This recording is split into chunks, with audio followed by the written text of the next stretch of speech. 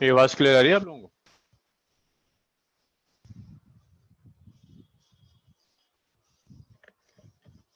शुक्र।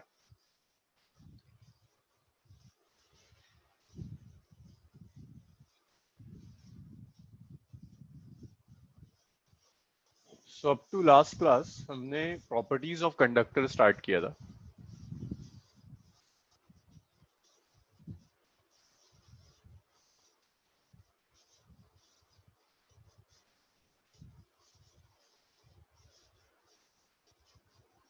Properties of conductor. Properties of conductor में कुछ प्रॉपर्टीज हमने कर ली थी। First property that charge inside a conductor is zero, ये हम डिस्कस कर चुके थे। हमने ये भी डिस्कस कर लिया था that electric field inside a conductor is zero.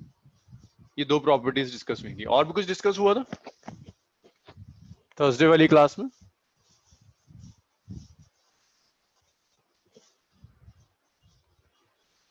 Thursday इन दो प्रॉपर्टीज के अलावा भी कुछ डिस्कस हुआ था?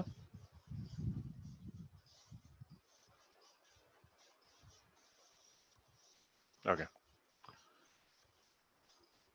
थर्ड प्रॉपर्टी देखिए।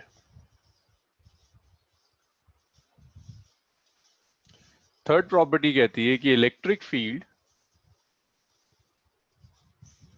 Is perpendicular to the surface of conductor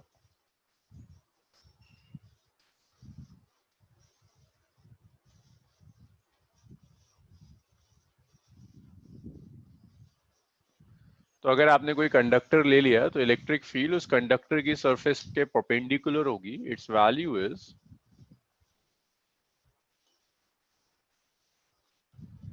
sigma by epsilon not.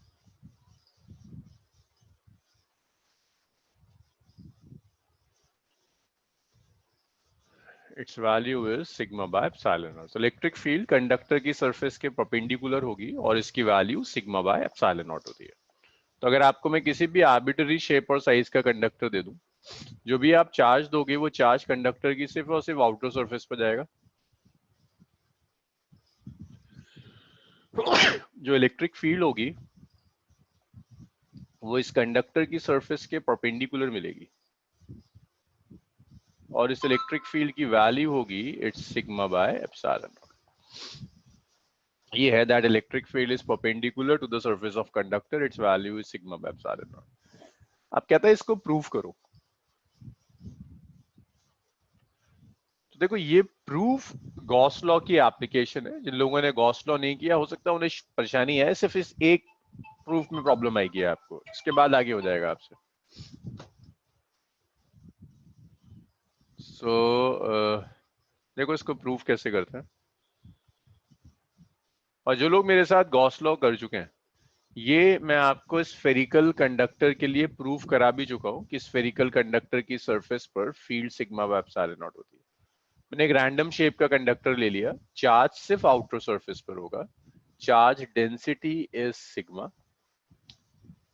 मैंने एक सिलिंड्रिकल गॉसियन सरफेस ले ली, कंसिडर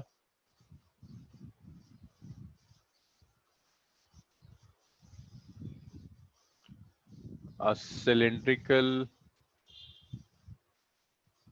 Gaussian surface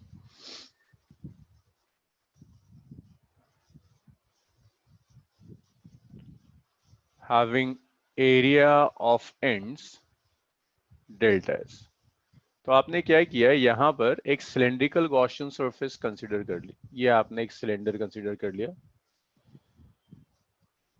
इसके एंड्स का जो एरिया है, सिर्फ एंड्स का एरिया, एंड्स का area is delta S.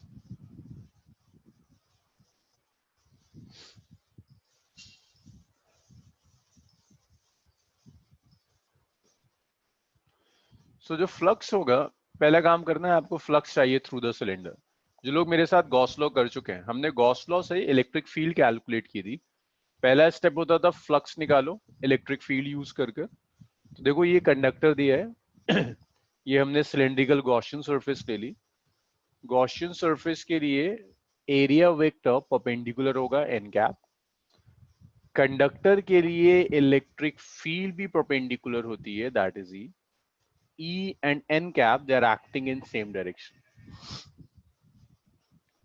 So E और n cap का डायरेक्शन एग्जैक्टली सेम है. अब इस पूरे सिलेंडर से फ्लक्स चाहिए, पहले मैं निकाल रहा हूं टॉप सरफेस से.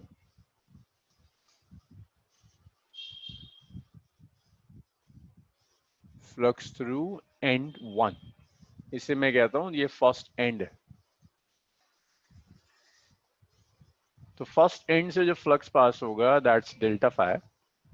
इसे आप लिख सकते हो its E dot delta S. E and delta S are in same direction, तो डेल्टा फाई आ गया its E delta s cos 0 is 1. So delta phi is it's E delta s. That's first. ये पहले and से आ गया. बाकी जो पूरा सिलेंडर है, पूरी Gaussian surface inside the conductor है. कंडक्टर के अंदर फ्लक्स जीरो होता है. इतना लिखिए जरा.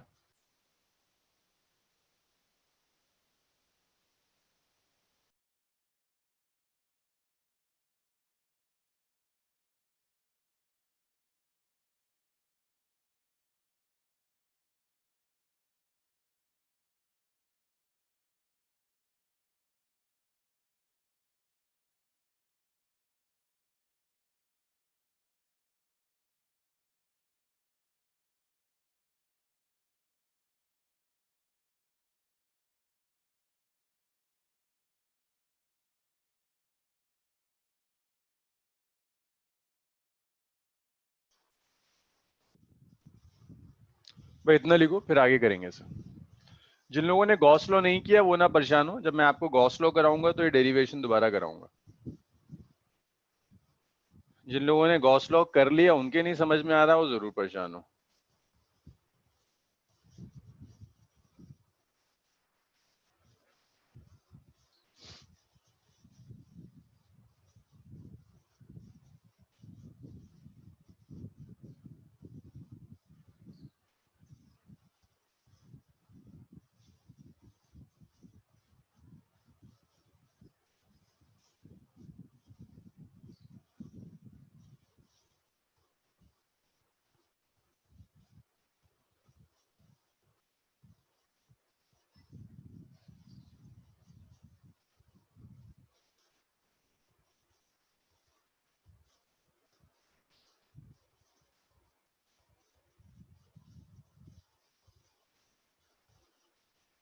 भाई इतना हो जाए, बताओ मुझे, इसे रब करते हैं.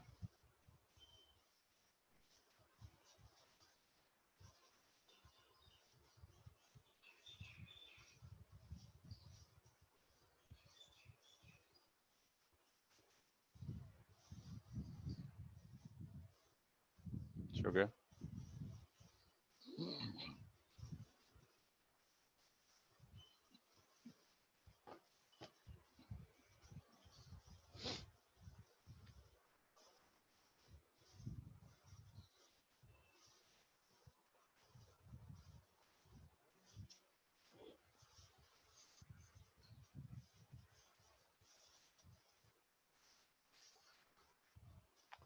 So delta phi is E delta S.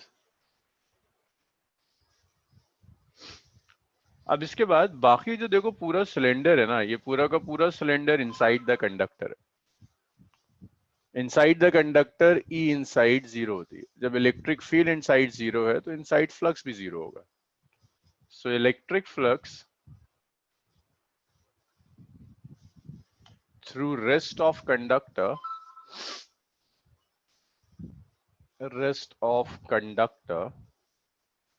Is zero. बाकी जो कंडक्टर है उससे पास होने वाला फ्लक्स जीरो होगा. रीजन है E inside is zero. Flux is electric field into area. Flux zero तो इलेक्ट्रिक फील्ड जीरो है तो फ्लक्स भी जीरो आएगा. So total flux through the cylinder, total flux through cylinder is E delta S. That is equation number 3. अब हम flux निकालते हैं using Gauss law. Flux through cylinder using Gauss law.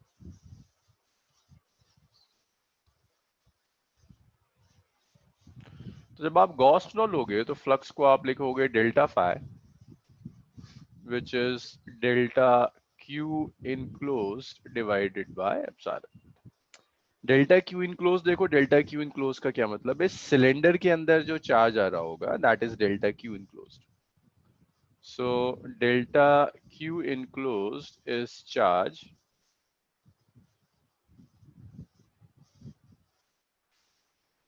Inside cylinder. अब cylinder के अंदर charge देखो कैसे calculate करोगे. सिलेंडर चार्ज सिलेंडर पे तो था नहीं, चार्ज तो कंडक्टर के ऊपर है. आपने ये जो सिलेंडर ड्रॉ किया इसने कंडक्टर का कुछ पोर्शन इंक्लूड किया हुआ है ना, इतना पोर्शन इंक्लूड किया हुआ है. तो इसे आप लिख सकते हैं विच इज, देखो सिलेंडर ने कंडक्टर का कितना पोर्शन कट किया होगा, जितना सिलेंडर के एंड्स का एरिया है. तो आप लिख सकते हो delta Q enclose is charge inside cylinder which is charge on area delta S. Delta S area पे जो चार्ज है, तो इसे आप लिख सकते हैं डेल्टा फाई जो होगा डेल्टा क्यू, अच्छा डेल्टा क्यू इनक्लोज निकाल लेते हैं यहाँ से.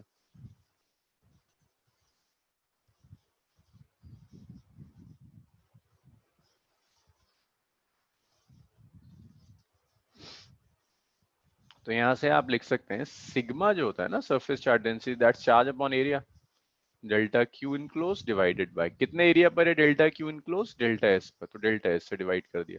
सिग्मा हमने कल ही पढ़ा था कुछ स्टूडेंट्स के साथ, चार्ज अपॉन एरिया होता है. तो यहां से आप लिख सकते हैं कि जो डेल्टा क्यू इनक्लोज होगा that is sigma delta S.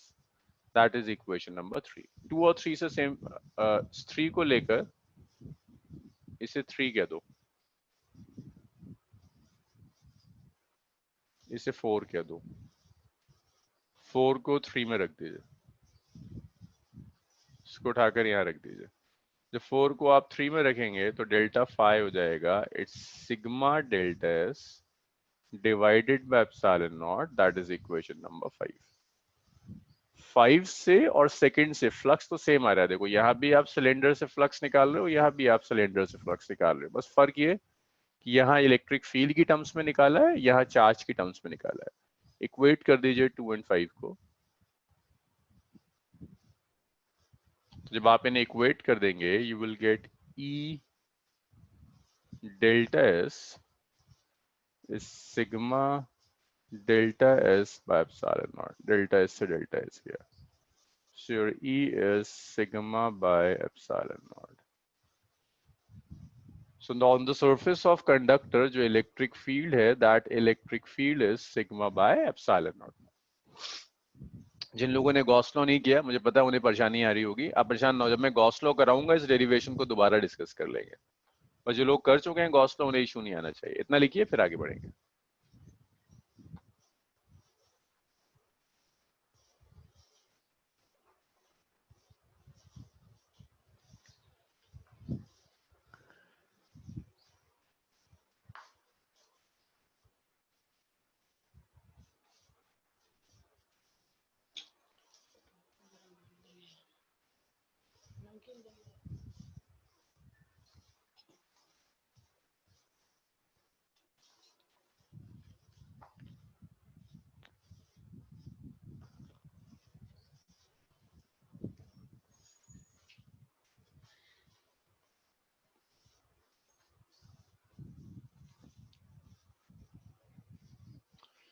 जिन लोगों ने गॉस लॉ नहीं किया वो सिर्फ इतना याद रखें कि इलेक्ट्रिक फील्ड कंडक्टर की सरफेस के परपेंडिकुलर होती है और इसकी जो वैल्यू है that is sigma by epsilon. Value is sigma by epsilon. Adiba आज भाई बताओ मुझे, अगर इतना लिख लिया तो इसे रब करेंगे फिर.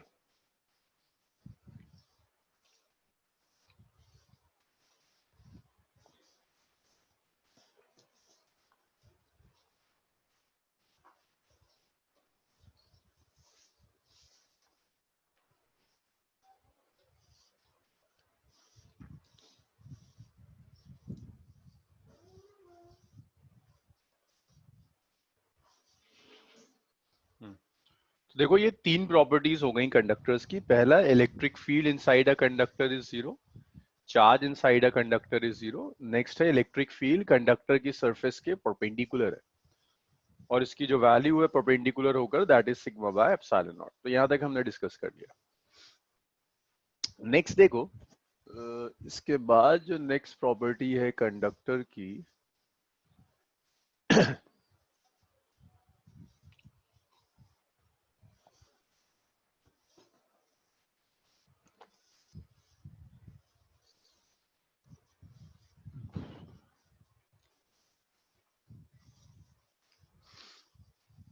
Fourth property. देखो अगर आप एक कंडक्टर लोगे, कोई भी रैंडम शेप का आपने कंडक्टर ले लिया, इट कुड बी हॉलो और सॉलिड, इसकी पूरी सरफेस पर पोटेंशियल सेम होता है। लाइक अगर यहाँ पोटेंशियल 5 वोल्ट है, अंदर भी पोटेंशियल 5 वोल्ट होगा हर जगह। पूरी जो बॉडी है ना कंडक्टर की, उस पर पोटेंशियल सेम होता है। हर जगह जो पोटेंशियल होगा वो पोटेंशियल कांस्टेंट मिलेगा। ये आप ऐसे डिसाइड कर सकते हो। देखो इनसाइड फील्ड जीरो है, फील्ड होती है minus DV over D R, ये जीरो हो गई। तो यहां से आप लिख सकते हैं कि जो v होगा, that v is constant.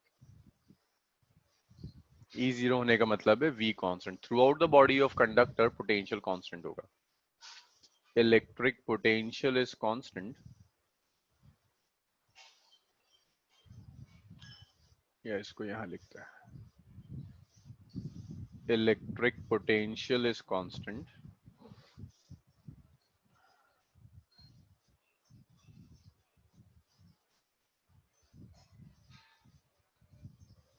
Through out the body of conductor.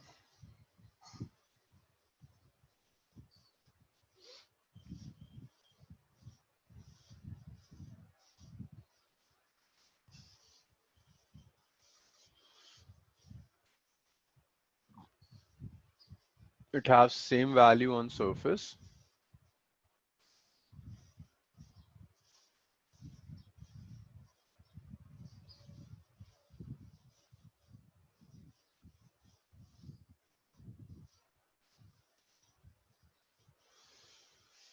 तो जब पूरी सरफेस कहीं भी आप पोटेंशियल ले लो, अगर एक कंडक्टर है हर जगह पोटेंशियल की वैल्यू सेम आएगी। तो आप कह सकते हो surface of conductor is equipotential. Surface of conductor is equipotential. तो कंडक्टर की surface is an equipotential surface. तो ये चार बेसिक प्रॉपर्टीज हैं जो कंडक्टर के लिए याद रखनी होती हैं। लास्ट आता है electrostatic shielding.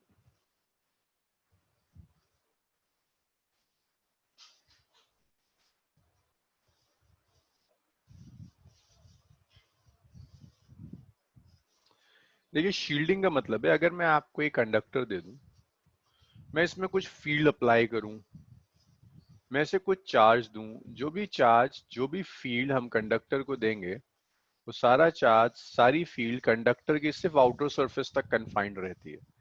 Inside the conductor charge is zero, inside the conductor field is zero. So space और cavity inside conductor, inside conductor is free from all electric fields.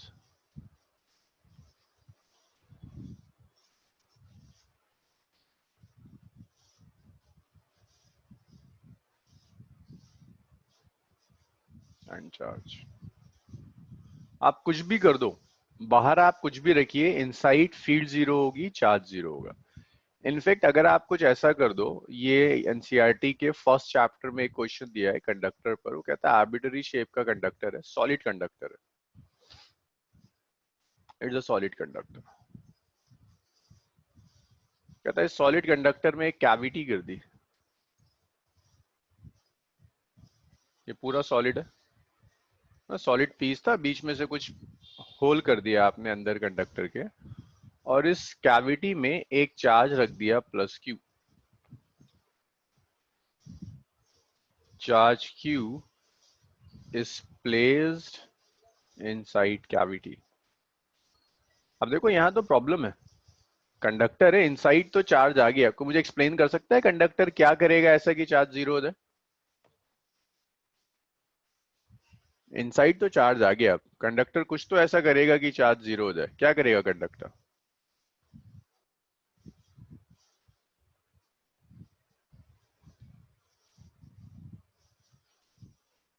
तो बताएगा तुम में से?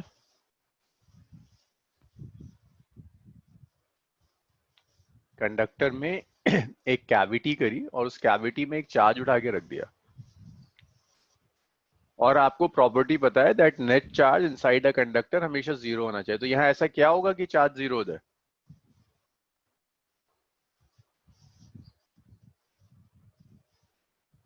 कोई नहीं बताएगा। हनूर, जिगमत,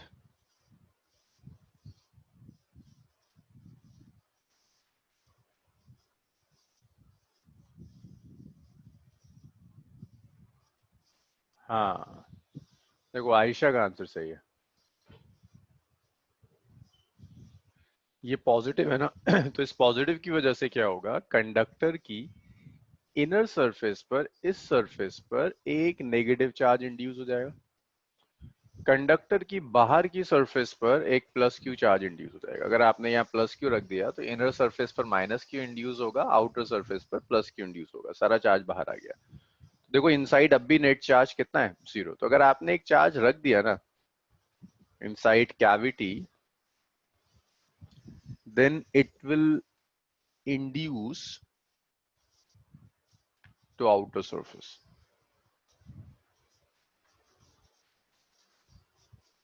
अंदर कोई चार्ज नहीं रह सकता, अगर आप कोई चार्ज रखोगे भी तो वो इंड्यूस होकर हमेशा आउटर सरफेस पर आ जाएगा। चलो भाई इतना लिख दो।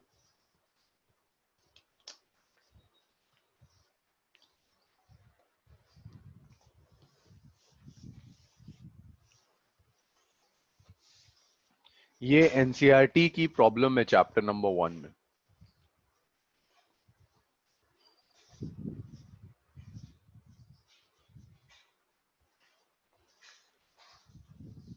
भाई यहां तक मुझे डाउट्स बताइए, क्या क्या डाउट्स है? यहाँ कुछ डाउट रहा तो फिर आगे भी परेशानी आएगी। देखो कैपेसिटर एक बड़ा टॉपिक है, जो कैपेसिटर थर्ड चैप्टर से कनेक्ट हो जाता है। जो डाउट्स हैं, जो प्रॉब्लम से बताइए उसे। ये जो मैंने फोर्थ प्रॉपर्टी लिखी है, यहां से आपको एक एक चीज समझ में आनी चाहिए, बहुत डिटेल में समझना है। ये समझो कि अब से चैप्टर नंबर 3 शुरू हो रहा है।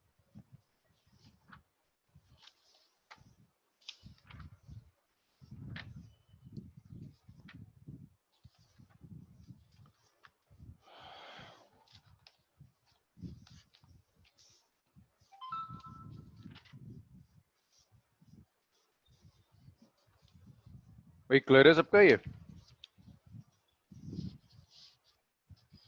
Shielding once more. तो देखो शील्डिंग का मतलब है, अगर सभी इसको ऐसे समझो, मैं तुम्हें कोई इंस्ट्रूमेंट दे रहा हूँ और मैं तुमसे कहता हूँ इंस्ट्रूमेंट को किसी ऐसी जगह रखो जहां पर फील्ड ना हो। इंस्ट्रूमेंट को किसी ऐसी जगह रख दो जहां फील्ड ना हो। अगर आप ऐसी ही फ्री स्पेस में रखेंगे तो फ्री स्पेस में तो फील्ड एग्जिस्ट करती है। देखो मोबाइल फोन की रेडिएशंस हैं, वो रेडिएशंस फील्ड जनरेट करती हैं। कहीं करंट फ्लो कर रहा होगा वायर से, वो वायर से जो करंट फ्लो कर रहा है दैट्स बेसिकली चार्ज, वो चार्ज फील्ड जनरेट करेगा। तो कहीं ना कहीं फील्ड जरूर होगी। अगर आप चाहते हैं कोई ऐसी जगह जहां फील्ड ही ना हो, वो रीजन होगा कंडक्टर के अंदर। आप एक कंडक्टर लो, कॉपर का एक पीस लो, उसके अंदर ले जाकर इंस्ट्रूमेंट रख दो। तो कॉपर के पीस के अंदर क्या होगा, कोई फील्ड एग्जिस्ट नहीं कर सकती, कोई चार्ज एग्जिस्ट नहीं कर सकता। अगर आप बाहर से चार्ज देना भी शुरू कर दो तब भी वो चार्ज अंदर नहीं जा सकता, इनसाइड चार्ज जीरो होगा। आप बाहर से फील्ड अप्लाई भी करना शुरू कर दो, वो सब सरफेस पर रह जाएगी, इनसाइड कुछ नहीं होगा। तो space inside a conductor is free from all electric influence. इसी को कहते हैं इलेक्ट्रोस्टैटिक शील्डिंग, के अंदर कोई फील्ड नहीं होगी, कोई चार्ज नहीं होगा। अभी इतना आया समझ में?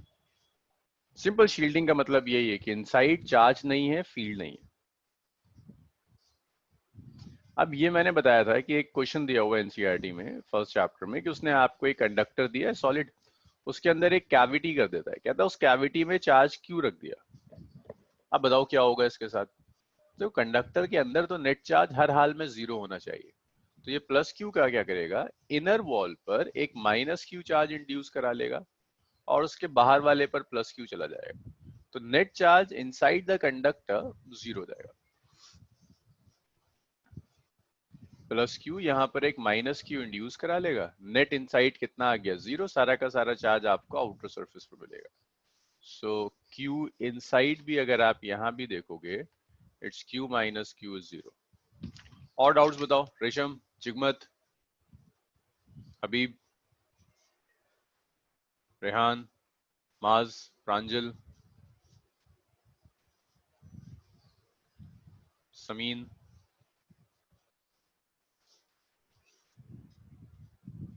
तुम लोग अभी तक सोए रहे हो, कोई प्रॉब्लम नहीं है?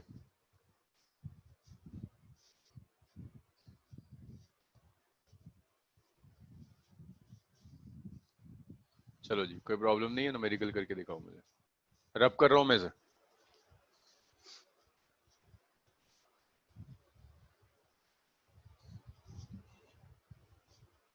आपको दो स्फीयर्स दिए,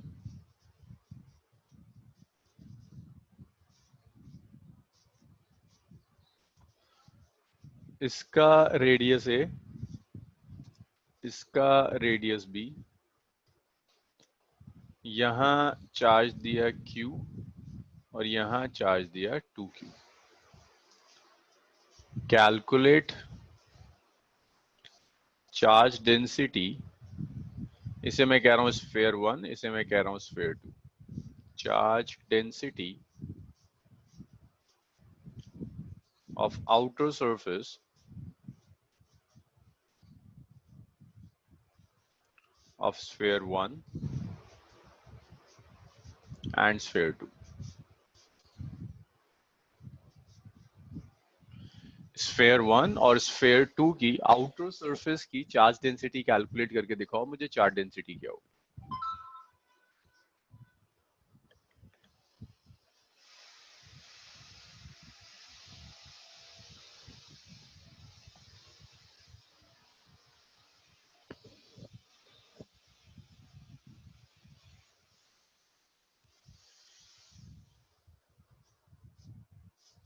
दिस इज बी।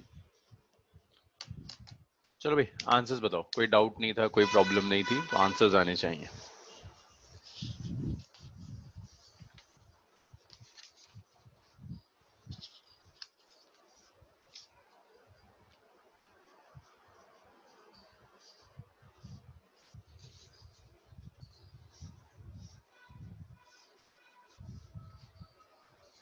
हाँ, दोनों कंडक्टर्स,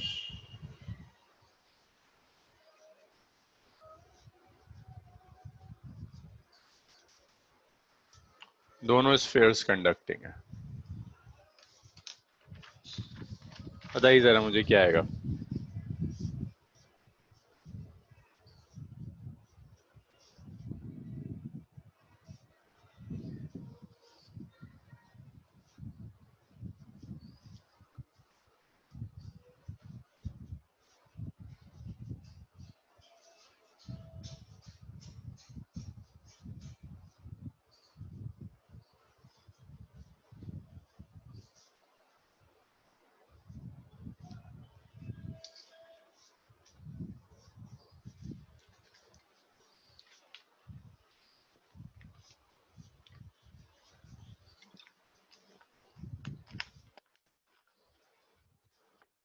आंसर्स, जब तक आंसर्स आएंगे नहीं मैं आगे नहीं बढ़ूंगा, गलत हो जाए करो इसे सॉल्व।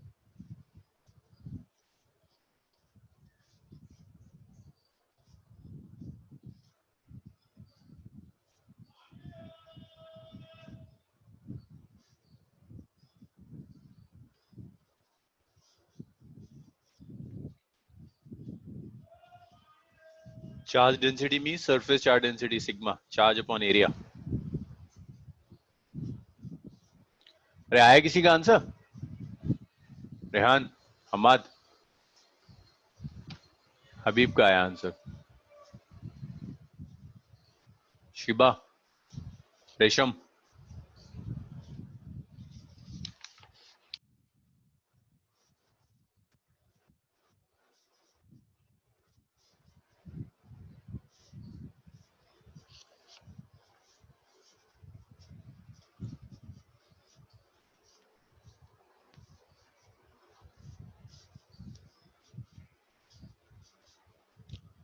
एक हबीब का आंसर आया है बस, बाकी सो रहे हैं। समीन, शाहीन, रेशम, चिगमत। यार ऐसे थोड़ा ना पढ़ाया जा सकता है। 1/πr²। अच्छा, ऐशिफ का आया।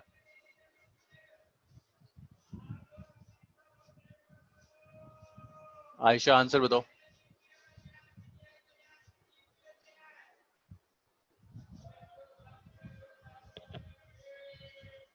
अच्छा,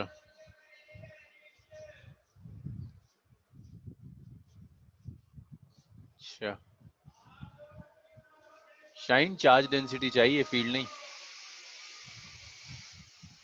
अनूर,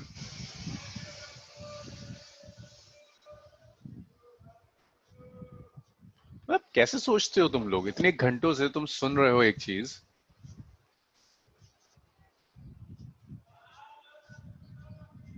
भाई चार्ज डेंसिटी का फॉर्मूला बताओ कोई मुझे, चार्ज डेंसिटी का रिलेशन क्या होता है।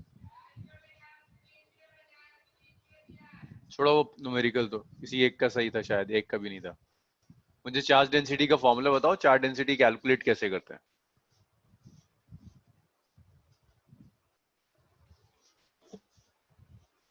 हाँ, charge density is charge divided by area. First sphere देखो, स्फेयर वन।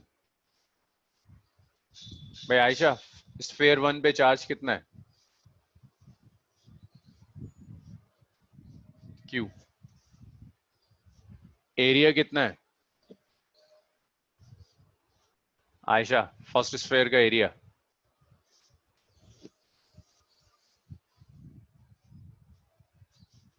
हाँ, भाई स्फेयर है ना, एरिया कितना होगा? 4πa²। तो फर्स्ट स्फेयर की चार्ज डेंसिटी इज Q/4πa²। अब यहां अगर प्लस क्यू है तो देखो बाहर तक कितना जाएगा। 2Q थोड़ी ना रहेगा, अभी बताया था मैंने, दोनों कंडक्टर्स हैं, कंडक्टर के अंदर नेट चार्ज जीरो होता है, ये प्लस क्यू है, तो हर हाल में चार्ज इंड्यूस करेगा। यहाँ माइनस क्यू इंड्यूस करेगा, यहाँ प्लस क्यू आ जाएगा। तो सेकंड स्फेयर की आउटर सरफेस पे जो चार्ज है, आउटर सरफेस पर, वो 2Q नहीं है, दैट इज 3Q। तो जब आप स्फेयर टू लोगे, स्फेयर टू, अदीबा कितना चार्ज आया स्फेयर टू पर? Adiba, charge on sphere two कितना है? हाँ,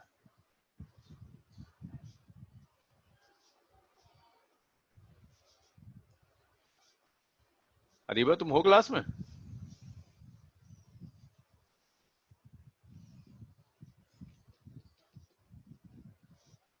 कितना है चार्ज स्फेयर टू की सरफेस पर?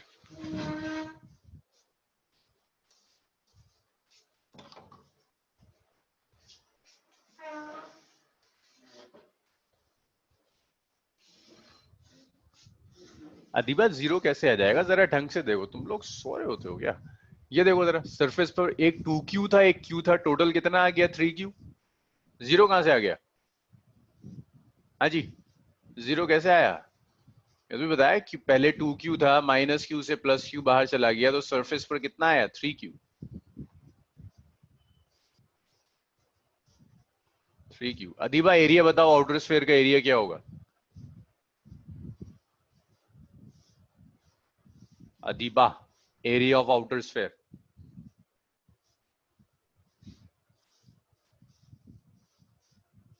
हाँ जिगमत सही आ रहा है तुम्हारा। क्यूब नहीं आएगा बस। स्फेयर का एरिया अदीबा, तो ऊपर लिखा भी है मैंने अभी।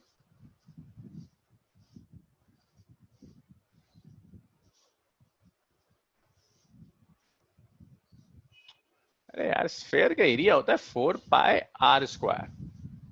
आउटर एयर का रेडियस कितना है? बी, तो ये आ जाएगा 4πb²। मैं तुम लोग सुबह 9 बजे नहीं उठा जाता तुम लोगों से, सो रहे हो पड़े पड़े। रुक जाओ, अगले सैटरडे से जो क्लास होगी वो वीडियो कॉलिंग के साथ होगी। मतलब मैं कोशिश कर रहा हूँ कि ऑर्किड में हम 2 दिन क्लास लेते हैं, स्टैंडर्ड यही होता है, 3 आवर्स अ वीक। उसको खींच के 4 दिन करने की कोशिश कर रहे हैं, लेकिन इससे क्या फायदा होगा कि मैं आधी क्लास में तो जगाता ही रहूं, पढ़ाऊंगा क्या? क्लियर हुआ ये सबका? रेशम, हनूर। हाँ यार हबीब तुम उठे हो, लेकिन बाकियों को तो लगी नहीं ना मुझे कि अभी उठे भी हैं ये। चलो, आ गया था। चलो, कंडक्टर खत्म हुआ, इलेक्ट्रोस्टैटिक्स ऑफ कंडक्टर खत्म हुआ। अब आ जाओ डाइलेक्ट्रिक पर। और तुम में से जिसका आंसर नहीं आया ना उसे मैं अभी क्लास से निकाल दूंगा। हाँ, गलत आए कोई बात नहीं, लेकिन मेरे पास आंसर्स आने चाहिए।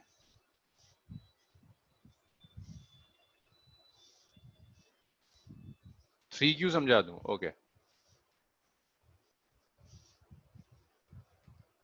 जिगमत देखो, मैंने बताया था ना कि net charge inside a conductor हमेशा जीरो होता है। एक ये कंडक्टर है, इसके अंदर आपने कंडक्टर रख दिया, इस कंडक्टर पर चार्ज कितना है? Q। देखो कंडक्टर के अंदर नेट चार्ज जीरो नहीं है, नेट चार्ज कितना आया? Q चार्ज आ गया।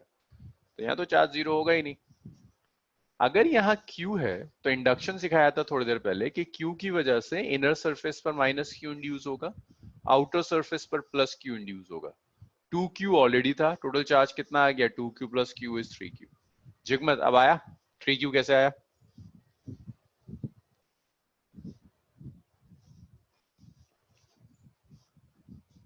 जिगमत। ओके। तो कंडक्टर के बाद नेक्स्ट है डाइलेक्ट्रिक। डाइलेक्ट्रिक किसी के लिए भी नई चीज नहीं है, डाइलेक्ट्रिक हम बहुत दिनों से यूज करते हुए आ रहे हैं। मुझे आयशा बताएगी। Ayesha, dielectrics are conducting materials और नॉन कंडक्टिंग?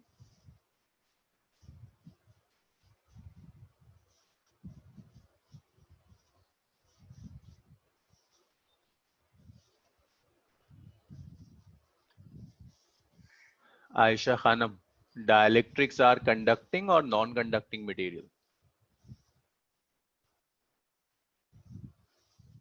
रेशम, what are dielectrics? They are conducting or non conducting material?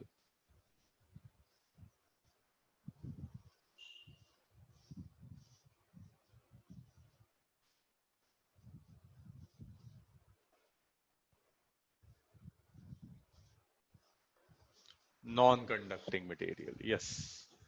Dielectrics are non conducting material, they are non conducting insulating materials हैं।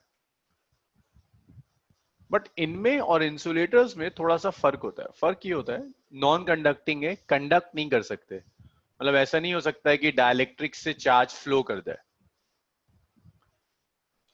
तो इलेक्ट्रिक चार्ज कंडक्ट नहीं कर सकता, बट ये बिना conduction के भी इलेक्ट्रिक इफेक्ट को ट्रांसफर कर देते हैं। तो dielectrics are materials they transfer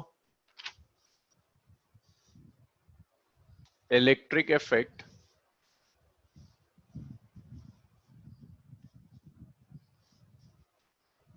without conduction.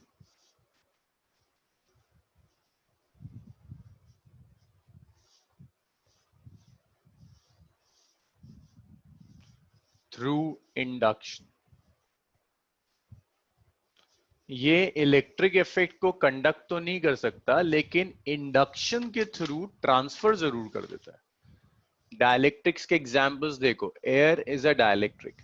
तो एयर से चार्ज कंडक्ट नहीं हो सकता, लेकिन फिर भी इलेक्ट्रिक इफेक्ट पास हो जाएगा। Glass is a dielectric, electric effect pass तो नहीं हो सकता, लेकिन ट्रांसफर हो जाएगा, इंड्यूस हो जाएगा। Paper is a dielectric medium, mica is a dielectric. तो देखो क्या करते हैं डाइलेक्ट्रिक्स। मान लीजिए आपने कंडक्टर ए लिया, इस कंडक्टर ए पर कुछ चार्ज आपने दिया, दैट चार्ज इज क्यू। बीच में आपने एयर रख दी और यहाँ कंडक्टर बी है। समीन जरा बताओ मुझे, ए से लेकर बी तक क्या चार्ज कंडक्ट करके पहुंच जाएगा? समीन, गलत हो चाहे आंसर आ जाए, क्या ए से बी तक चार्ज कंडक्ट कर सकता है?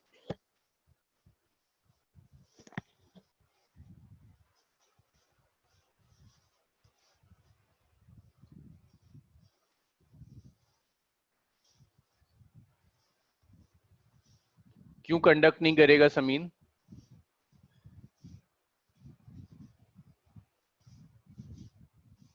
क्यों? क्यों कंडक्ट नहीं करेगा?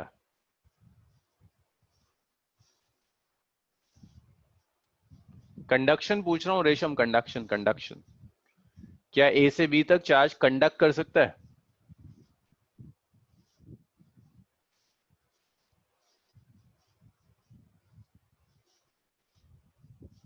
एयर है ना, एयर में कंडक्शन पॉसिबल नहीं है, नहीं कर सकता ना, कंडक्ट नहीं कर सकता है। Air is non conducting medium. अगर एयर कंडक्ट करने लगती ना Jigmat, this is non conducting. Air के कंडक्ट करने का मतलब ये होता, हाँ मीडियम इंसुलेटर है। अगर एयर कंडक्ट करने लगती तो आपके घर में जितने भी ये प्लग्स हैं जहां आप वायर लगाते हो, वो वायर का काम एयर कर रही होती। तो आपके जो प्लग्स होते हैं जहां आप स्विच बोर्ड जो हैं, उन स्विच बोर्ड से करंट एयर के थ्रू ट्रैवल कर कर आप तक लग रहा होता, तो कॉन्टिन्यूसली रूम में बैठे बैठे शॉक लग रहे होते अगर एयर कंडक्टिंग होती। बट फॉर्चुनेटली एयर कंडक्टिंग नहीं है। कंडक्टिंग होने का मतलब है वायर का काम करेगी, मतलब जैसे आप एक लाइव वायर को टच कर दो, वही हाल एयर के साथ होता अगर कंडक्टिंग होती। इट्स नॉन कंडक्टिंग, कंडक्ट नहीं कर सकती। लेकिन एयर के थ्रू चार्ज इंड्यूस हो सकता है। तो यहां पर चार्ज पहुंच सकता है माइनस क्यू आई और यहां plus Q I. So dielectric वो मटेरियल्स हैं जो कंडक्ट तो नहीं करेंगे लेकिन इलेक्ट्रिक इफेक्ट को ट्रांसफर कर देंगे ड्यू टू इंडक्शन। तो ये इंड्यूस चार्ज आ जाएगा। अब जैसे एयर की जगह मैं वुड ले लूं, वुड से इंड्यूस नहीं हो सकता, तो वुड को हम डाइलेक्ट्रिक नहीं लेते। मैं प्लास्टिक ले लूं, प्लास्टिक से इंड्यूस नहीं हो सकता, तो हम प्लास्टिक को डाइलेक्ट्रिक नहीं कहेंगे। तो डाइलेक्ट्रिक वो मटेरियल्स हैं जो ट्रांसफर करेंगे through conduction, through induction without conduction. अब डाइलेक्ट्रिक्स को आप दो ब्रॉड कैटेगरीज में डिवाइड कर सकते हैं। एक होते हैं डाइलेक्ट्रिक्स जिन्हें आप कहते हैं नॉन पोलर डाइलेक्ट्रिक। इंडक्शन मतलब किस तरह से, फ्रिक्शन वगैरह? इंडक्शन के लिए किसी चीज की जरूरत नहीं होती फ्रिक्शन की, बस आपने एक चार्ज रखा, बीच में एयर होनी चाहिए, यहां वो चार्ज पहुंच जाएगा, दैट इज इंडक्शन। एक चार्ज लिया प्लस क्यू, बीच में कोई डाइलेक्ट्रिक मीडियम होना चाहिए, यहाँ चार्ज माइनस क्यू पहुंच जाएगा और यहाँ प्लस क्यू हो जाएगा। अब ये कैसे आएगा, एग्जैक्टली क्या प्रोसीजर होता है, मैं उसी प्रोसीजर पर आ रहा हूँ धीरे धीरे। That procedure is polarisation. हम उसी प्रोसीजर की तरफ आ रहे हैं। सो डाइलेक्ट्रिक दो तरह के, एक नॉन पोलर और एक पोलर डाइलेक्ट्रिक। भाई तुम सब 11th पास हो, 11th में केमिस्ट्री में कुछ पढ़ा होगा, सॉल्वेंट पढ़े होंगे। पोलर सॉल्वेंट मुझे कोई एक बता दो, शेख माज। माज जरा बताओ मुझे, पोलर डायलेक्ट, पोलर और नॉन पोलर सॉल्वेंट्स में क्या फर्क होता था?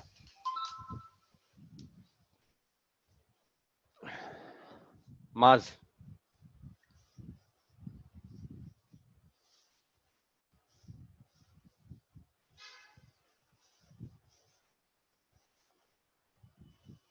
हाँ, क्या क्या डिफरेंस था रेशम डायपोल मोमेंट्स में? यार तुम में से कुछ लोगों के बिल्कुल आंसर्स नहीं आते हैं। हाँ, ऐसा लगता है कि ना 11 पढ़ी है, 11 से पोलर में यू की वैल्यू जीरो होती है, नॉन पोलर। वेरी गुड, बहुत बढ़िया। यही मैं एक्सपेक्ट कर रहा था। सही है मार्क्स। तो देखो, पोलर और नॉन पोलर डाइलेक्ट्रिक्स बिल्कुल वैसा ही है जैसा आपने केमिस्ट्री में पढ़ा था। इतना लिख लो, फिर मैं इसे रब करता हूँ, फिर डिटेल में आते हैं नॉन पोलर और पोलर की डिटेल्स। हाँ जी, सब सही बता रहे हैं। ये अब लग रहा है तुम्हारी आंखें खुल गई।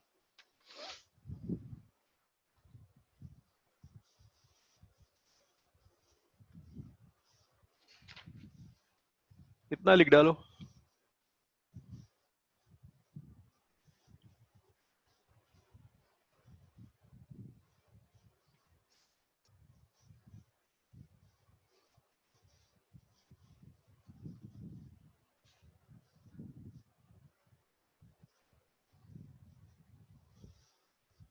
इतना लिख लो तो बताओ मुझे।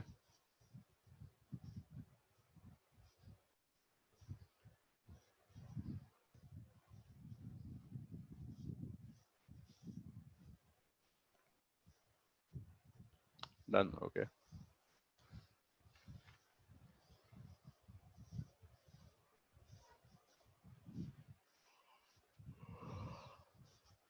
भाई यहाँ से अब से जो बीच में करा रहा हूँ आपको डायलेक्ट्रिक से जो मैंने शुरू किया है, इसमें से कुछ बिगड़ना नहीं चाहिए आपका। बड़ी परेशानी हो जाएगी फिर मेरे लिए थर्ड चैप्टर भी कराना है, करंट इलेक्ट्रिसिटी भी छूट गया तुम्हारा, समझोगे।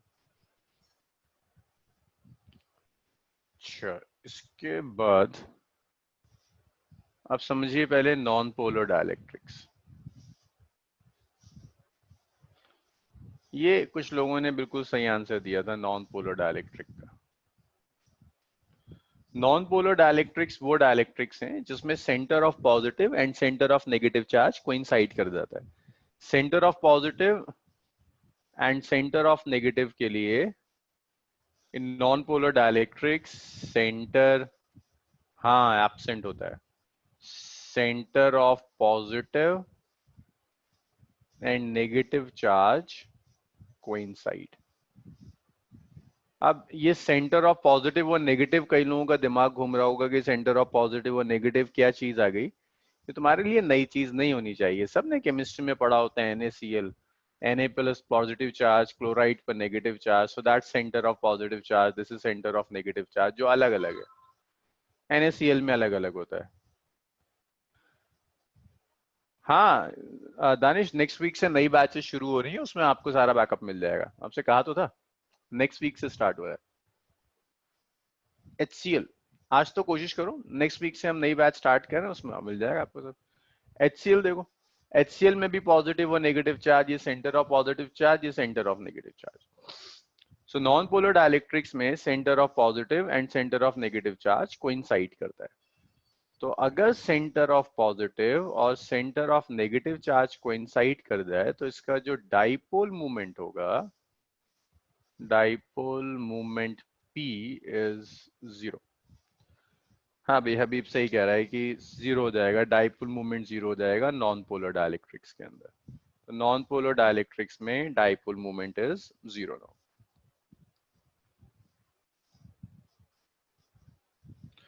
तो नॉन पोलर डाइलेक्ट्रिक्स के जो एग्जांपल्स हैं, उन एग्जांपल्स में आ जाता है H2, O2, H2 ले लिया आपने, O2 ले लिया, ये कुछ एग्जांपल्स हैं नॉन पोलर डाइलेक्ट्रिक्स के।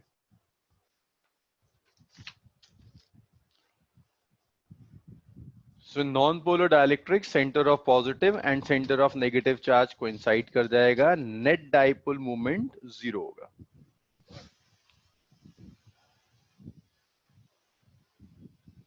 और एग्जांपल्स देख लो इसके, CO2, कार्बन, ये चीजें ऐसी नहीं है जो मैं फिजिक्स में पढ़ा हूँ, ये सब आप केमिस्ट्री में पढ़ कर आते हैं। मुझे तो बस पोलराइजेशन समझाना है तो ये सब स्टार्ट करना पड़ता है। इसके बाद है पोलर डाइलेक्ट्रिक, जिसको आप केमिस्ट्री में पोलर सॉल्वेंट भी कहते हैं। यहां centre of positive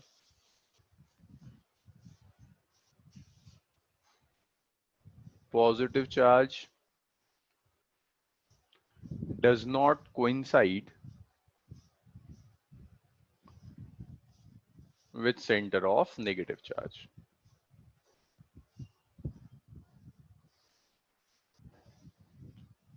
positive charge का सेंटर नेगेटिव चार्ज के सेंटर के साथ कोइंसाइड नहीं करेगा, दैट्स अ पोलर डाइलेक्ट्रिक। इसके पास एक परमानेंट डाइपोल मूवमेंट होगा,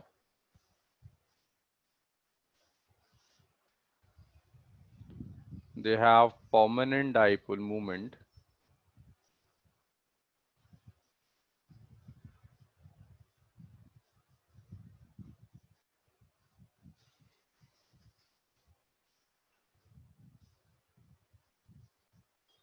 (10⁻³ कूलोमीटर। इसका जो डाइपोल मूवमेंट है दैट्स 10⁻³ इसके एग्जांपल्स देख लीजिए, HCl इसका एग्जांपल है, NaCl एग्जांपल है, NH3 अमोनिया होता है, ये एग्जांपल है, कार्बन मोनोऑक्साइड इसका एग्जांपल है। These are polar dielectrics. तो इसको हम कुछ ऐसे ड्रॉ करेंगे, सेंटर ऑफ पॉजिटिव चार्ज अलग है, सेंटर ऑफ नेगेटिव चार्ज अलग है, पॉजिटिव से नेगेटिव चार्ज तक इसका डाइपोल मूवमेंट होगा। ये डाइपोल मोमेंट का डायरेक्शन होता है, नेगेटिव टू पॉजिटिव। ऑलमोस्ट इतना 10⁻⁻30 के ऑर्डर का कुछ डाइपोल मोमेंट एग्जिस्ट करता है पोलर और नॉन पोलर में। इतना लिखिए, फिर सीखेंगे पोलराइजेशन क्या होता है।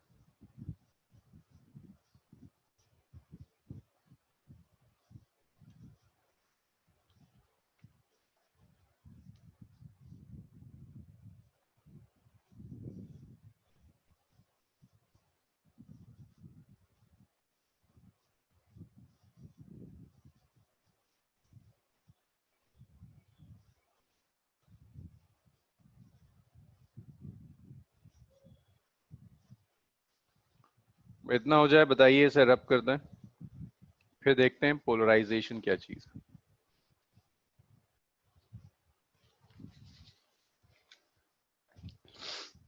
जिगमत, नॉन पोलर डाइलेक्ट्रिक्स का मतलब है वो मॉलिक्यूल्स जिसमें पॉजिटिव और नेगेटिव चार्ज का सेंटर कोइंसाइड कर जाए।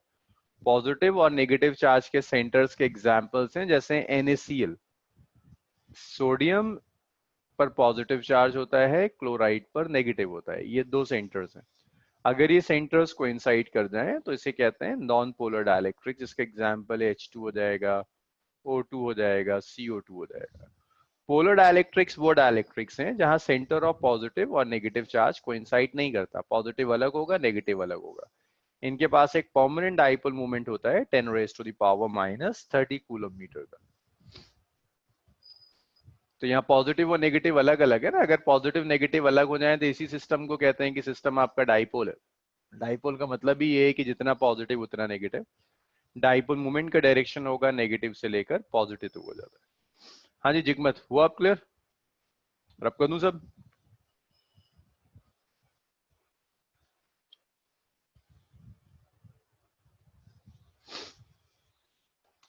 नेक्स्ट डेफिनेशन आती है पोलराइजेशन कि व्हाट इज पोलराइजेशन। किसी भी सिस्टम के पोलराइज होने का मतलब होता है उसमें आप डाइपोल मूवमेंट जनरेट करते हैं। अगर आप डाइपोल मूवमेंट इंड्यूस कर देते हैं, इंडक्शन ऑफ डाइपोल मूवमेंट, उसे आप कहोगे आपका सिस्टम पोलराइज हो गया। अगर पहले डाइपोल मूवमेंट जीरो था, बाद में कुछ डाइपोल मूवमेंट आ जाए आपके सिस्टम में, तो आप कहोगे आपका सिस्टम पोलराइज हो गया। मैं फिर रिपीट कर रहा हूं, अगर इनिशियल डाइपोल मूवमेंट जीरो था, फाइनली कुछ डाइपोल मूवमेंट आ गया, तो आप कहेंगे आपका सिस्टम पोलराइज हो गया। Polarisation means induction of dipole movement. जैसे एग्जांपल देखो, मैंने आपको ये एक मॉलिक्यूल दे दिया, जिगमत जरा देखकर बताओ दिस इज पोलर और नॉन पोलर।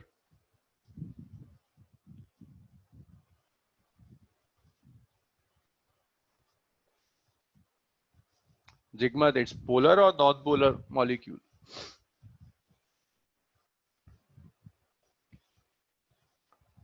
हाँ जी, centre of positive charge and centre of negative charge coincide कर रहा है। Centre of positive and negative charge के कोइंसाइड करने का मतलब है P equal to 0, your molecule is non polar.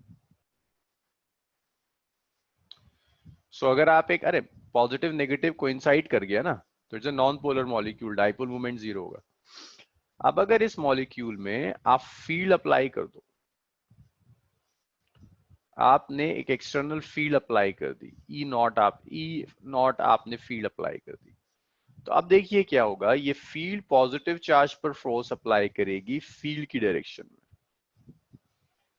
Positive charge एक फोर्स एक्सपीरियंस करता है फील्ड की डायरेक्शन में, नेगेटिव चार्ज फोर्स एक्सपीरियंस करता है फील्ड के ऑपोजिट डायरेक्शन में। तो पॉजिटिव चार्ज फील्ड की डायरेक्शन में जाएगा, नेगेटिव चार्ज फील्ड की डायरेक्शन में जाए, ऑपोजिट डायरेक्शन में जाएगा। उसका रिजल्ट ये होगा कि मॉलिक्यूल स्ट्रेच हो जाएगा। पॉजिटिव अलग हो गया, नेगेटिव अलग हो गया, ये मॉलिक्यूल ऐसा हो गया, नेगेटिव अलग है, पॉजिटिव अलग। इसे कहते हैं मॉलिक्यूल में कुछ डाइपोल मूवमेंट इंड्यूस हो गया। अब जो डाइपोल मूवमेंट है, that dipole movement is non zero. आप कहोगे सिस्टम पोलराइज हो गया। तो इसको ऐसे लिख लेना, इन presence of external electric field, in presence of external electric field, इसे आगे के लिए याद रखिएगा, आगे के टॉपिक्स के लिए। Centre of positive charge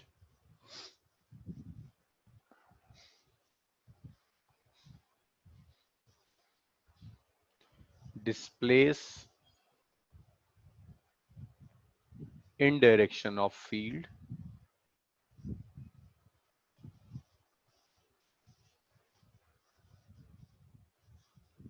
while center of negative charge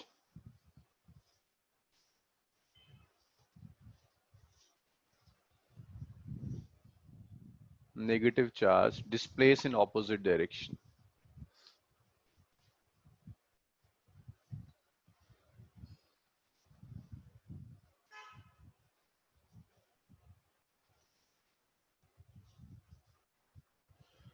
Opposite direction. This molecule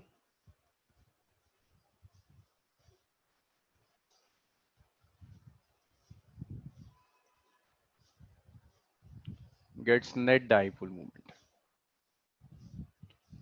positive और नेगेटिव चार्ज के सेंटर्स अलग चले गए और मॉलिक्यूल के पास एक नेट डाइपोल मोमेंट है, इसी को कहते हैं मॉलिक्यूल आपका पोलराइज हो गया। सो पोलराइजेशन दोबारा से कह रहा हूँ, इंडक्शन ऑफ डाइपोल मूवमेंट की पहले डाइपोल मूवमेंट जीरो था, बाद में नॉन जीरो हो गया। जीरो से नॉन जीरो होने का जो प्रोसीजर है डाइपोल मूवमेंट का, उसे पोलराइजेशन कहते हैं। भाई क्लियर हुआ ये सबका?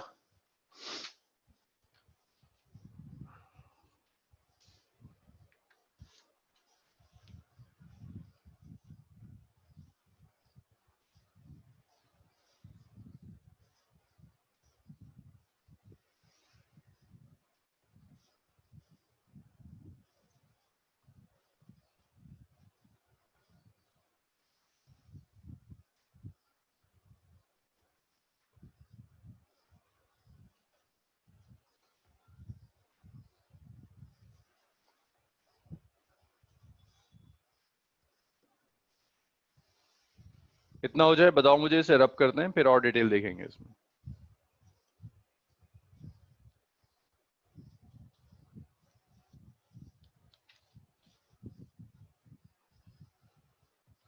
रेशम, हरनूर, हुआ इतना? चलो जी। अब ये तो आपने एक मॉलिक्यूल का पोलराइजेशन देखा था, अब देखो पोलराइजेशन ऑफ डाइलेक्ट्रिक स्लैब।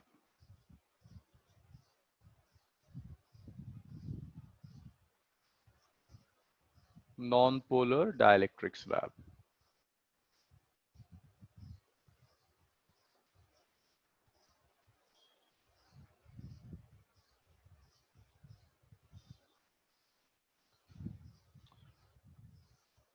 अब जरा देखो, ये जो डिस्कशन है जो हम अभी करेंगे, ये बहुत पहले का है। आपसे कई लोगों ने मुझसे पूछा था कि ये जो एप्सिलॉन नॉट होता है इसको परमिटिविटी क्यों कहते हैं? इसका नाम था ना एब्सोल्यूट परमिटिविटी। क्या परमिट कर रहा है, परमिटिविटी का क्या मतलब है? मैंने डिस्कशन टाल दिया था, मैंने कहा था पोलराइजेशन में डिस्कस करेंगे।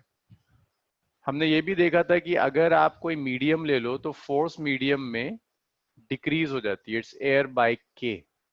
किसी ने मुझसे पूछा था ऐसा क्यों होता है कि चार्जेस को अगर मीडियम में डाल दें तो फोर्स डिक्रीज हो जाएगी। मीन्स अगर आपने दो चार्जेस लिए Q1 और Q2, इन्हें एयर में रखा तो फोर्स मान लो 10 न्यूटन थी।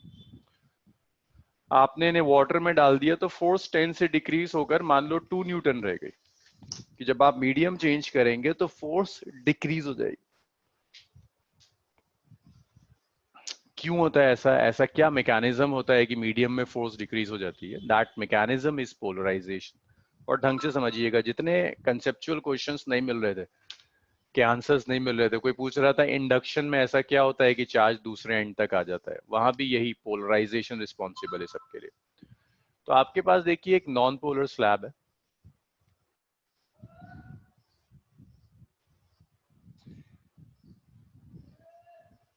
आपने बाहर से कोई एक्सटर्नल इलेक्ट्रिक फील्ड नहीं दी, so it's a non polar slab.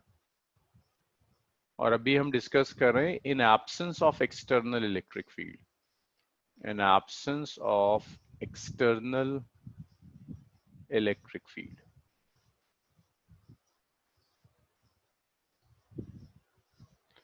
तो अगर मैं आपको एक नॉन पोलर स्लैब दे दूं और मैंने कोई फील्ड अप्लाई नहीं करी, तो स्लैब में होगा क्या भाई, मॉलिक्यूल्स होंगे, हर मॉलिक्यूल नॉन पोलर है, दैट मीन्स हर मॉलिक्यूल का डाइपोल मोमेंट जीरो होगा। सब नॉन पोलर मॉलिक्यूल्स हैं, हर मॉलिक्यूल का डाइपोल मोमेंट जीरो है, मीन्स आपके स्लैब का dipole moment is zero. Dipole moment of individual molecules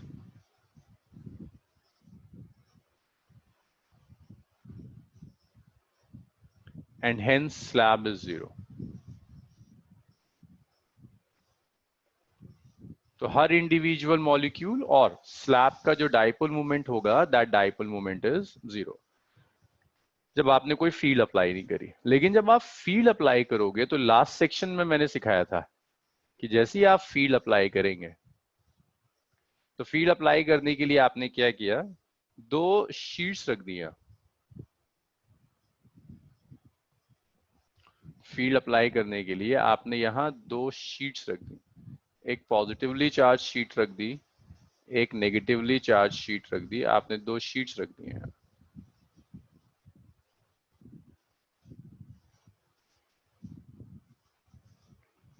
भाई एक शीट है पॉजिटिवली चार्ज, एक शीट है नेगेटिवली चार्ज। ये आपने दो शीट्स ले ली। अब ये जो शीट्स हैं, ये शीट्स एक फील्ड जनरेट करेंगी, ये शीट्स एक एक्सटर्नल फील्ड जनरेट कर रही हैं, दैट इज ई नॉट। तो अब हम डिस्कस कर रहे हैं in presence of external field, in presence of external field. Jigman मुझे बता सकते हो इस फील्ड का एक इंडिविजुअल मॉलिक्यूल पर क्या इफेक्ट पड़ेगा? जिगमत, इस फील्ड का इंडिविजुअल मॉलिक्यूल पर क्या इफेक्ट पड़ेगा?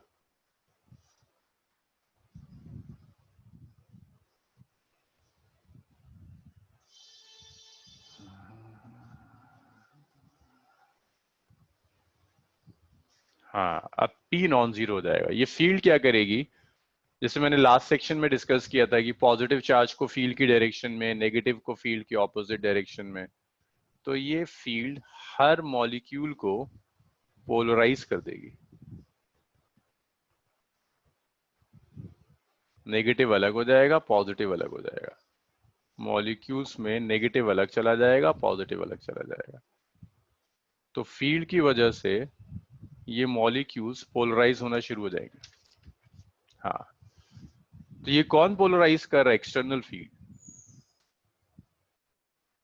सो ड्यू टू एक्सटर्नल फील्ड, और एक्सटर्नल फील्ड को मैं ई नॉट से रिप्रेजेंट कर रहा हूं। ड्यू टू एक्सटर्नल फील्ड,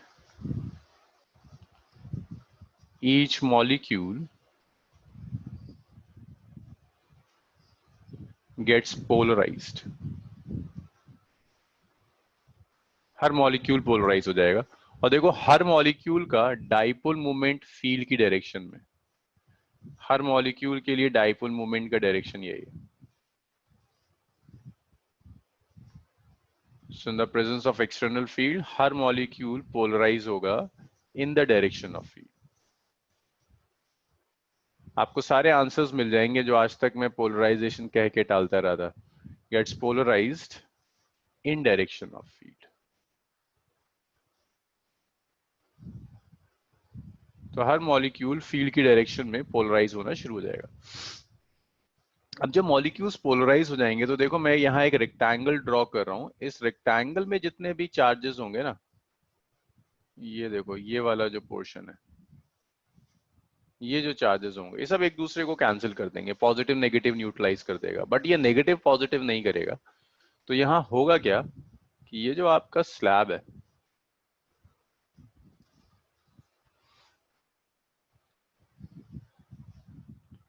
ये जो स्लैब है आपका, इस स्लैब में आपको पोल्स जनरेट होते हुए दिखेंगे।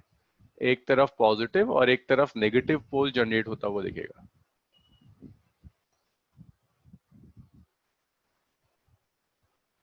आपको ये दिखना शुरू होगा कि एक तरफ पॉजिटिव है ये तो पॉजिटिव चार्ज था जो आपने दिया था, ये नेगेटिव चार्ज था। दिस पॉजिटिव और नेगेटिव चार्ज की वजह से एक फील्ड आई थी विच इज ई नॉट। ये ई नॉट फील्ड थी।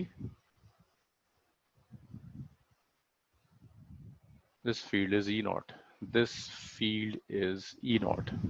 लेकिन आपने जो किया है ना यहाँ, ये नेगेटिव और पॉजिटिव चार्जेस यहाँ इंड्यूस होने शुरू हो गए। तो देखिए एक एंड पर, यहाँ पर नेगेटिव चार्ज इंड्यूस होना शुरू हुआ, दूसरे एंड पर पॉजिटिव चार्ज इंड्यूस होना शुरू हुआ। देखो अब तक हम बात कर रहे थे एक मॉलिक्यूल के पोलराइज होने के लिए, लेकिन यहाँ तो पूरा का पूरा स्लैब पोलराइज हो गया, एक तरफ पूरा नेगेटिव, दूसरा तरफ पूरा पॉजिटिव। तो इस पूरे स्लैब के अंदर, पूरे पूरे गिवन स्लैब में एक डाइपोल मोमेंट आ गया। पूरा स्लैब के अंदर एक डाइपोल मोमेंट आ गया which is represented by capital P। तो लास्ट सेक्शन में हमने पढ़ा था एक मॉलिक्यूल पोलराइज हुआ, अब ये पूरा का पूरा स्लैब पोलराइज हो गया। एक चीज और देखिएगा, जो आपने चार्ज डेंसिटी दी है that is sigma and minus sigma. This is sigma and minus sigma. ये तो नई चार्ज डेंसिटी आ रही है। चार्ज डेंसिटी क्यों आ रही है? पोलराइज होने की वजह से। ये जो चार्ज डेंसिटी है ये वाली, इसे आप रिप्रेजेंट करोगे सिग्मा आई से, या इसे आप लिखोगे सिग्मा पी से। इसे कहते हैं इंड्यूस चार्ज डेंसिटी। अब मेरे पास जगह नहीं है इसका नाम लिखने के लिए। This is induce charge density. Induce charge density. चलो भाई इतना लिखिए।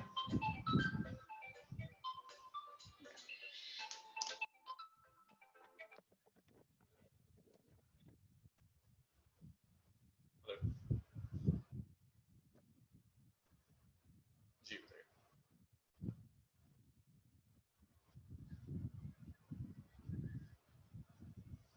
अच्छा, मैं मैं असल में फिजिक्स का फैकल्टी हूँ।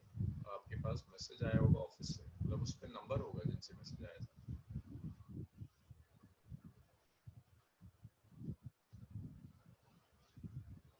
अच्छा अच्छा अच्छा, ये मेरा नंबर है बस।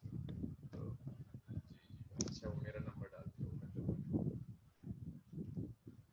जी, किस चीज़ के लिए? ये क्लासेस के लिए ना? अच्छा अच्छा, जी जी जी जी जी जी जी। तो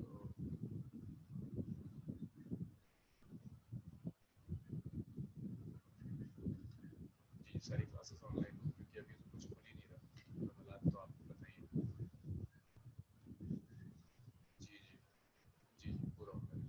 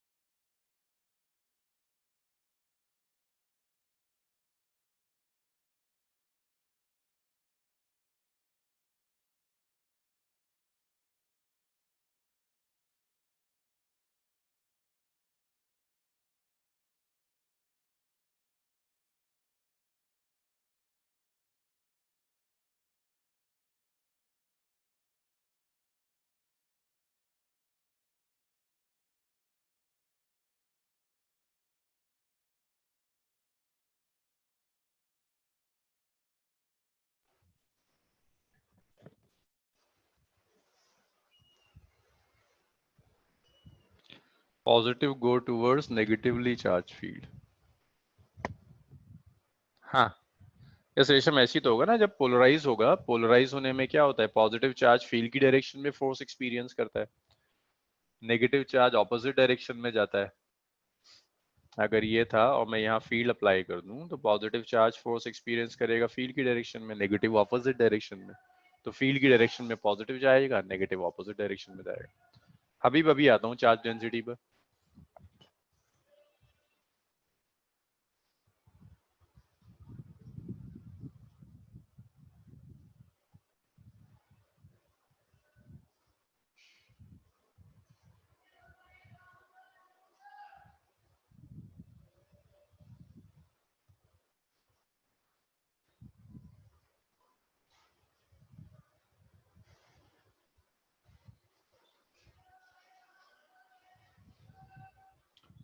अच्छा, अब ये है डाउट कि इंड्यूस चार्ज डेंसिटीज क्या है। दोबारा देखिए, ये जो प्लस सिग्मा और माइनस सिग्मा है, ये तो वो चार्ज है जो आपने शीट को दिया है, ये वो चार्ज है जो इलेक्ट्रिक फील्ड जनरेट कर रहा है। लेकिन यहाँ दिख रहा है पोलराइजेशन की वजह से कुछ नया चार्ज आया, एक तरफ कुछ नेट नेगेटिव चार्ज आ गया, एक तरफ कुछ नेट पॉजिटिव चार्ज आया। ये चार्ज आया क्यों? पोलराइज होने की वजह से, आपने तो प्रोवाइड नहीं किया था। और दूसरा देखो, ये जो मटेरियल है कोई कंडक्टिंग नहीं है, चार्ज कंडक्ट होकर तो आया नहीं होगा। तो ये चार्ज देखो सिर्फ इसलिए आया है कि ये जो मॉलिक्यूल्स हैं, जब ये मॉलिक्यूल्स पोलराइज हुए तो ये पॉजिटिव नेगेटिव तो कांटेक्ट में आके एक दूसरे को न्यूट्रलाइज कर देगा, बट एक side net negative charge build up होता चला जाएगा, दूसरी साइड कुछ नेट पॉजिटिव चार्ज बिल्डअप होता चला जाएगा, जिसे आप चार्ज डेंसिटीज कहते हैं। एक तरफ कुछ नेट नेगेटिव चार्ज बिल्डअप होता जा रहा है, दूसरी तरफ कुछ नेट पॉजिटिव चार्ज बिल्डअप होता चला जा रहा है, जिसे इंड्यूस चार्ज डेंसिटीज कहते हैं।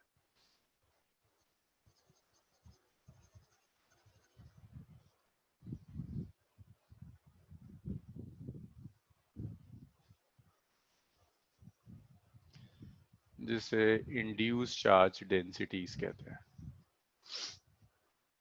तो sigma I and sigma P are induced charge densities, induced or polarization charge densities.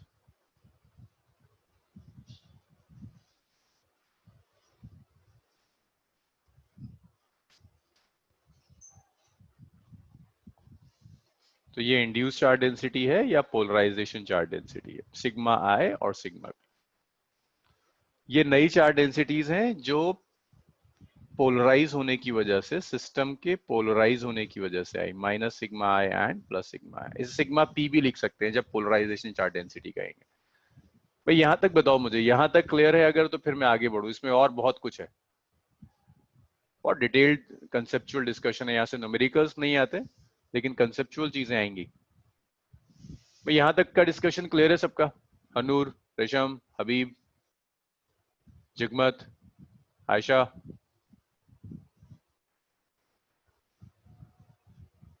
नहीं, बीच में कोई चार्ज डेंसिटी नहीं होगी, जो भी चार्ज होगा वो एक दूसरे को कैंसिल कर देगा।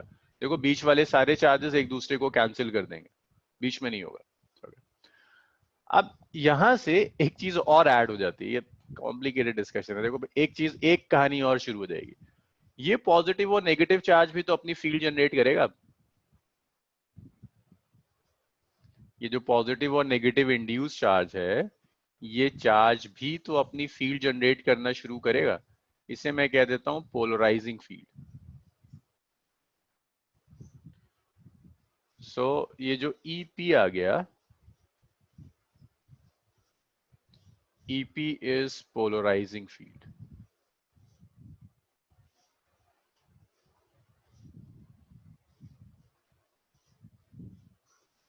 ईपी को आप कहोगे, ईपी पोलराइजिंग फील्ड है और इसको इंड्यूस्ड इलेक्ट्रिक फील्ड भी कहते हैं। और ये फील्ड प्योरली क्यों आ रही है? और this is induced electric field. ये इलेक्ट्रिक फील्ड आ रही है ड्यू टू पोलराइजेशन, स्लैब के पोलराइजेशन होने की वजह से ये फील्ड आ गई। तो दिख रहा है, अब दो फील्ड है, एक आपने जो फील्ड अप्लाई करी थी ई नॉट, और एक पोलराइजिंग फील्ड। जिगमत मुझे बताओगे नेट फील्ड कितनी है inside conductor? Net field inside, not conductor, dielectric.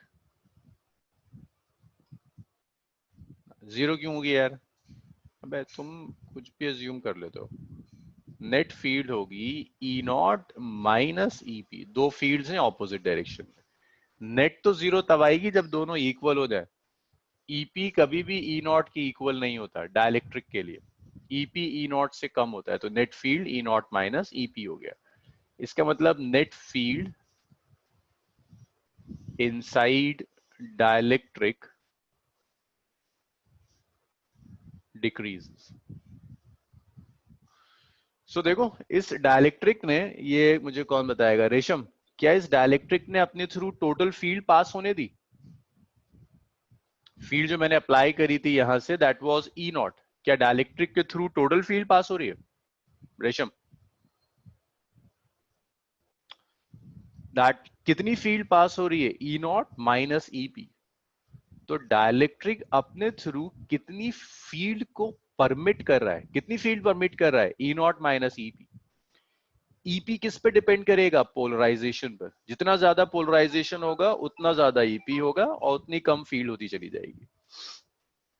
सो ये जो परमिट करना है ना, ये आ रहा है डाइलेक्ट्रिक कांस्टेंट ऑफ परमिटिविटी से, कि कितना परमिट करेगा वो एब्सोल्यूट परमिटिविटी पे डिपेंड करेगा। नेगेटिव साइड में तो electric field towards the negative side होगा ना भाई। फील्ड का डायरेक्शन ना शाहीन पॉजिटिव से नेगेटिव चार्ज होता है। जैसे एक ये शीट है पॉजिटिव शीट, एक ये शीट नेगेटिव, तो पॉजिटिव से नेगेटिव शीट के अंदर तक जो फील्ड है दैट इज ई नॉट। यहाँ एक पॉजिटिव इंड्यूस चार्ज, यहाँ एक नेगेटिव इंड्यूस चार्ज, तो पॉजिटिव से नेगेटिव जो फील्ड जा रही थी दैट इज ईपी। तो जो नेट फील्ड हो गई that net field is E naught minus E. This is the net field inside dielectric which is E naught minus ई।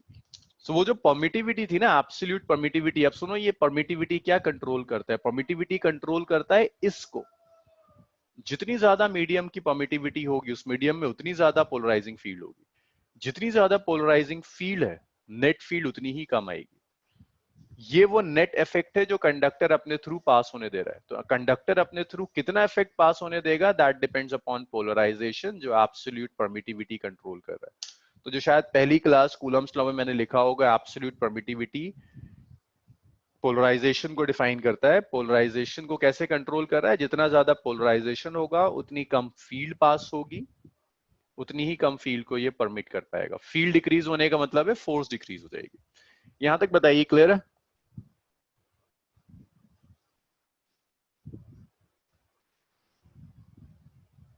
हनूर, रेशम,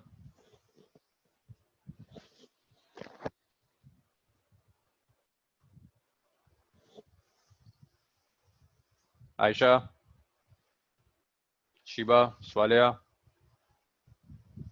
माज,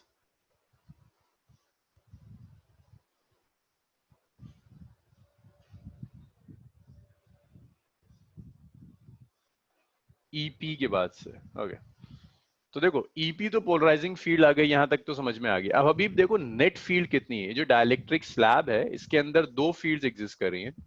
एक फील्ड ई नॉट एग्जिस्ट कर रही है, एक फील्ड ईपी एग्जिस्ट कर रही है। जो नेट फील्ड होगी इसके अंदर that net field will be E naught minus E. Net field will be E naught minus of EP.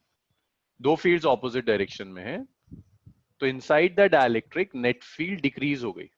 देख रहा आपने पहले ई नॉट अप्लाई करी थी, ईपी पोलराइजेशन की वजह से आई, तो नेट फील्ड डिक्रीज कर गई।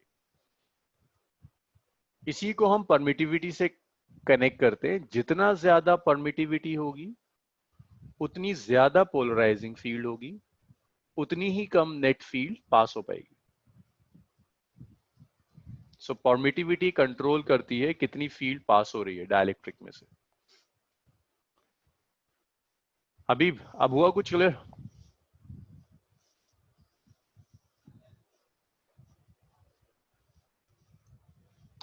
अब अगर इसी में मैं आपको एक पोलर स्लैब देता हूं,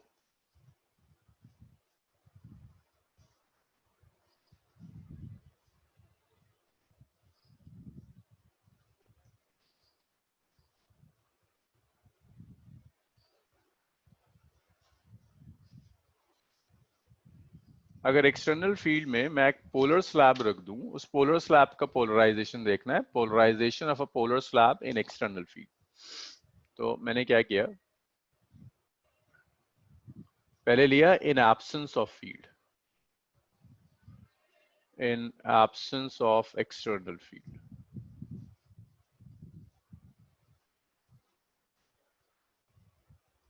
मैं देखो एक्सटर्नल फील्ड के एब्सेंस में अगर मैं एक पोलर स्लैब ले लेता हूं, कोई एक्सटर्नल फील्ड नहीं है, ई एक्सटर्नल इज 0।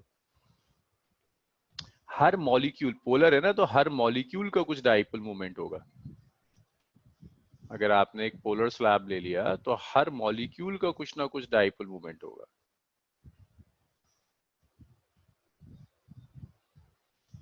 हर मॉलिक्यूल के पास कुछ डाइपोल मोमेंट है। Individual molecules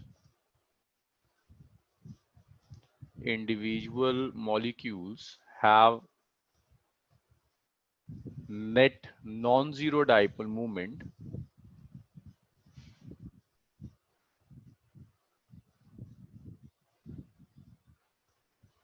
have non-zero dipole moment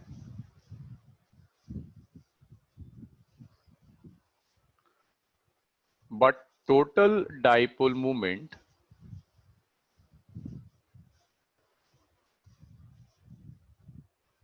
in absence of electric field is zero. Electric field के एब्सेंस में जो नेट डाइपोल मोमेंट होगा that net dipole moment is zero. सब एक दूसरे के डाइपोल मोमेंट्स को कैंसिल कर देंगे. इतना लिख लीजिए, आज तो उसको यहीं छोड़ना पड़ेगा.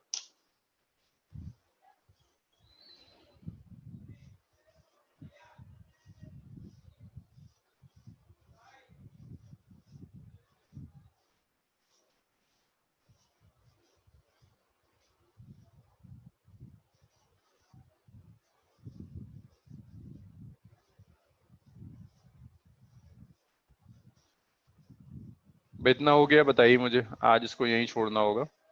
कल सेम टाइम 9 to 10:30 कल फिर क्लास है. कल इसको कंटिन्यू करेंगे. कल से मैं कैपेसिटर स्टार्ट कर दूंगा. बस एक टॉपिक रह गया, इसके बाद कैपेसिटर्स ही है.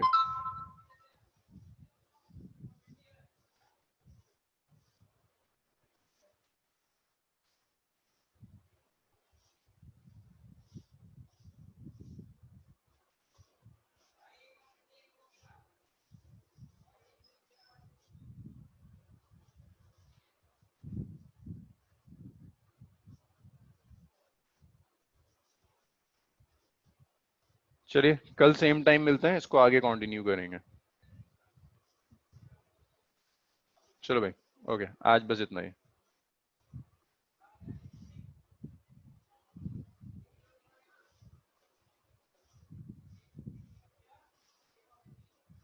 आपके स्टूडेंट अकाउंट में होगा जिकमत, जो स्टूडेंट अकाउंट है उसमें आ जाता है. भाई स्टूडेंट अकाउंट में तो रेगुलरली अपडेट होती हैं वीडियोस. अगर किसी दिन रिकॉर्ड नहीं हो पाता तो वो शायद मिस हो जाए, अदरवाइज रिकॉर्ड होती है. हाँ, ऐप पर. चलो भाई, आज यहीं छोड़ते हैं, कल कंटिन्यू करेंगे. Okay bye.